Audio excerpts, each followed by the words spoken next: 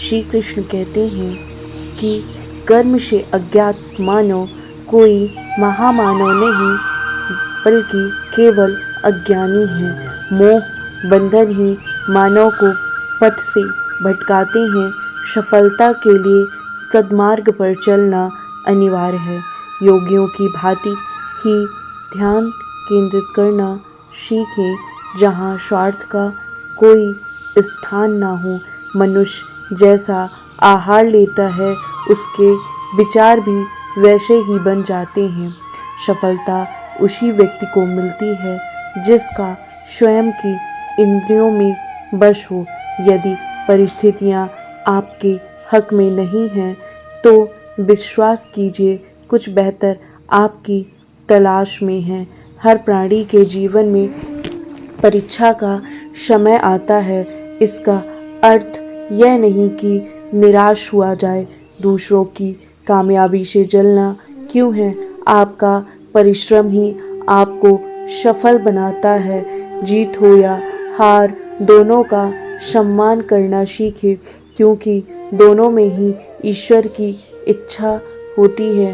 मन की परेशानी या समय की हैरानी का एक ही हल है कि आप अपने सवालों के जवाबों के पीछे ऐसे पड़ जाएं जैसे आप एक हठ योगी हो। मन को जीतने वाला व्यक्ति ही परमात्मा को प्राप्त कर सकते हैं। शांत मन से ही लक्ष्य की प्राप्ति की जाती है। मन की अशांति से मानव का पतन होता है। निस्वार्थ भाव से की गई सेवा या दान ही सात्विक गुण का आधार होता है। सात्विकता से ही संसार को ऊर्जा प्राप्त होती है। क्रोध, लालच और वासना यही नरक के द्वार हैं, क्योंकि यह मानव के पतन का मुख्य कारण होते हैं। ईश्वर का रूप केवल उतना ही नहीं जितना हम और आप समझते हैं। सृष्टि के हर कण में परमात्मा की उपस्थिति होती है। सृष्टि के हर कण का एक विशेष गुण होता है जिसका आधार स्वयं श्री हरि नारायण होते हैं। अति से ज़्यादा खाना खाने वाला मानव आलस के रथ का सारथी बनता है। एक योगी ही की यही पहचान होती है कि वह कम खाते हैं और हरि की महिमा गाते हैं। श्री कृष्ण ही तमस है और वही ज्ञान का प्रकाश है। नारायण ही सारी सृष्टि है। श्री हरि ही आशाओं का आकाश है। स्वर्ग और नरक कर्म के तराजू पर समान रूप से तुलते हैं। इन्हीं के आधार पर आत्मा की गति होती है। चंचल मन की इच्छाओं का त्याग करने वाले व्यक्ति ही परमात्मा के हृदय में वास करते हैं। संशय से बाहर निकलकर कर्म को पहचानने वाला व्यक्ति ही सर्वश्रेष्ठ कहलाता है।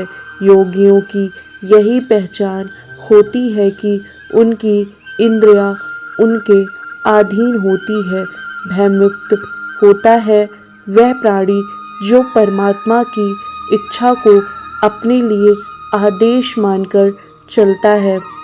चिंताओं की चिता को दाग वही प्राणी देता है जो पूर्णतः मन भाव से स्थिर हो जाता है। सच्ची श्रद्धा और परमात्मा के प्रति समर्पण तब ही सफल माना जाता है जब उसमें कोई शंका ना हो।